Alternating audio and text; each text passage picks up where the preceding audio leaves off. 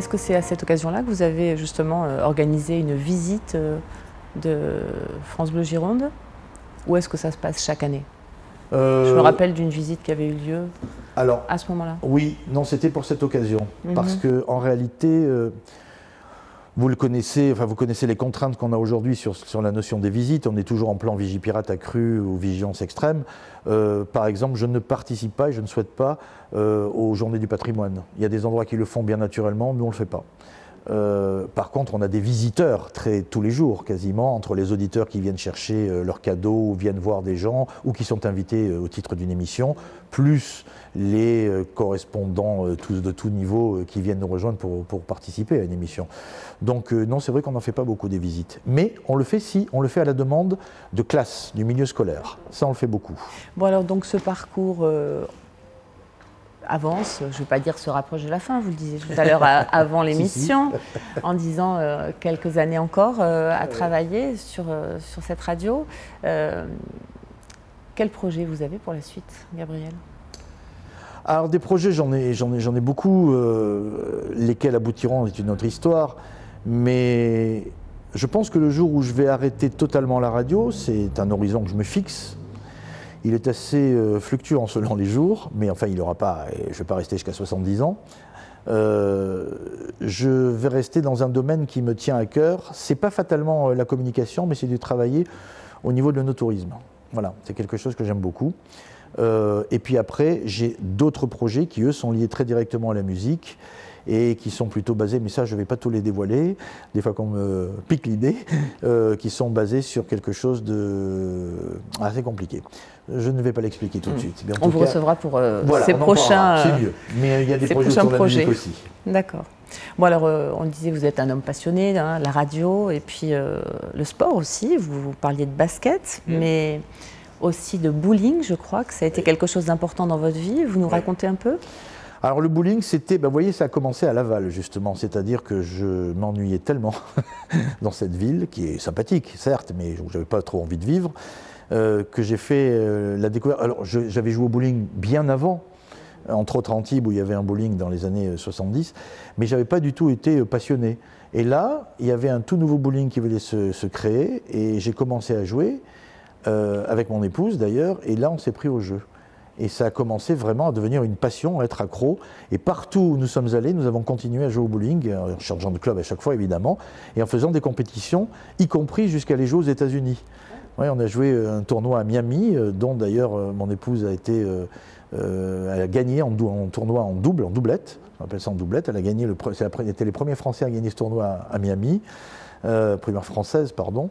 Et moi, j'ai continué, comme elle d'ailleurs, elle a même été 20e française. Moi, chez les garçons, le niveau étant extrêmement relevé, je n'ai pas la prétention de pouvoir accéder à l'équipe de France, mais j'ai eu un classement assez honorable et puis j'ai gagné quelques titres. Ça suffisait à mon bonheur. Mais je l'ai pratiqué jusqu'en 2008 et je crois que sur la photo, c'est mon dernier titre où j'étais vétéran première année et je gagne le championnat du Gard. Voilà, c'est le dernier titre que j'ai eu.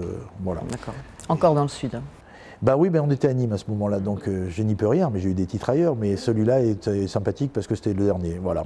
Et puis après j'ai arrêté en 2010 parce que de toute manière mes genoux ne me supportent plus, ils en ont marre de moi. D'accord.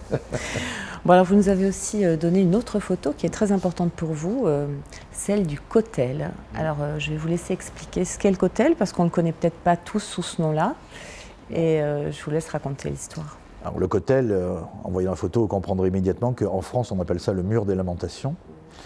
Alors c'est un endroit qui me tenait à cœur, enfin il me tenait à cœur pour des raisons évidentes familiales. Je suis d'origine israélite, je suis israélite d'ailleurs, puisque c'est la maman qui transmet. Je suis israélite puisque du côté de mon grand-père et ma grand-mère maternelle, on est russe et polonais d'origine et juive de confession. Ma maman étant juive, je suis juif. Mon papa, comme mon nom ne l'indique pas, non, si il est italien, c'est une évidence, quand on s'appelle Valdiceri, on a du mal à le cacher, mais pour la religion, je suis juif. Alors après, je suis ni pratiquant, ni totalement branché religion, mais j'ai un atavisme fort, c'est une évidence. Et ma maman a toujours rêvé d'aller faire un voyage en Israël, elle n'a jamais pu, hélas, elle est morte très jeune, trop jeune, et j'ai fait ce voyage il y a 2 ans, en pensant bien sûr très très fort à elle, je n'avais jamais été en Israël. Le Kotel, parce que c'est emblématique. Quand on voit le mur, tout le monde en fait référence, mais il y a Ça bien parle à d'autres tous. images. Oui, c'est ça. Mais il y a bien d'autres images qui me restent en tête aujourd'hui. Je pense que j'y retournerai parce que j'ai envie de voir beaucoup plus de choses. D'accord. Vous avez l'impression de revenir un peu sur les pas de votre maman, de raccrocher les choses? J'ai eu l'impression de l'emmener. Ah, Voilà, c'était plutôt ça, le sentiment, parce que comme elle n'y a jamais été, elle était en voyage aussi avec moi. J'étais également avec mon oncle, qui lui, il a été plusieurs fois, connaît bien Israël. C'était sa sœur, hein, ma maman étant sa sœur. J'avais l'impression de l'emmener, oui, quelque part. J'ai beaucoup pensé à elle, beaucoup. Mais raccrocher quelque chose, elle avait une foi que je n'ai pas. Ça, c'est une certitude. Mais ce sont des gens d'Europe de l'Est qui ont vécu la guerre, qui ont vécu des affres que je suis à mille lieues de comprendre, même si j'en tiens compte.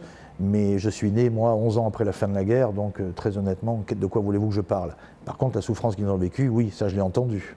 Beaucoup, bien sûr. si on terminait sur une citation qui vous parle, Gabriel, laquelle vous viendrait à l'esprit? Alors, je vais me permettre une anomalie dans votre émission, mais ce sera une double citation. Allons-y. La première, c'est du Cervantes. Je ne vais pas aller chercher des choses très philosophiques, je vous le dis tout de suite. La première, c'est dans Cervantes, c'est dans Don Quichotte, où il dit « Où il y a de la vie, il y a de l'espoir ». Compte tenu de mon atavisme, ça vous parlera certainement. Et la deuxième, c'est certainement celle que j'utilise le plus souvent, c'est « Carpe diem ». Belle formule. Bon, bah, écoutez, Gabriel, je vous remercie d'être venu ici pour être interviewé. Avec grand plaisir. Voilà, Merci le de cette plaisir est invitation. partagé, je suis vraiment ravie. Et puis je vous souhaite bon vent pour la suite de vos projets et puis l'aventure de la vie. Je vous dirai, avec plaisir. Ainsi s'achève l'émission avec Gabriel Valdiceri et on se retrouve la semaine prochaine pour une nouvelle émission des interviews d'Emmanuel.